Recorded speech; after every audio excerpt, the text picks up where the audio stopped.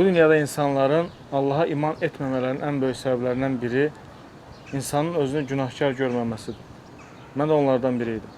Amma biz müqəddəs kəlama nəzər salsaq, İncildə, Romalılara məktubda bu ayəni görürük.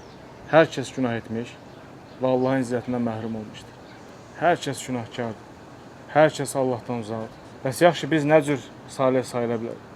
Və biz eyni fəsildə 22-ci aydan baxsaq, yazır ki, indi isə deyir, qanuna bağlı olmayaraq, Allahdan gələn bir salihlik zahir olur. Bu deyir, İsa Məsihə iman edən hər bir kəsə verilir. Heç kəsə fərq qoyulmur. Çünki hamı günah etmiş və Allahın izzətindən məhrum olmuşdur. Və ardıca deyir ki, İsa Məsihə kəffara qurban olaraq bizə görə qurban getdi ki, ona iman edənlər bir hədiyyə olaraq salih sayılsınlar.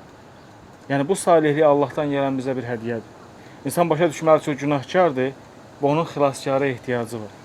Eləcə də mən də o zamana qədər özümü günahkar görmürdüm və nə vaxt ki mən özümü günahkar gördüm, və nə vaxt ki anladım ki mən günahkarım və Allaha ehtiyacım var, onda mən İsa Məsihə iman etdim və İsa Məsihin verdiyi o salihliyi hədiyyə olaraq həyatıma qəbul etdim.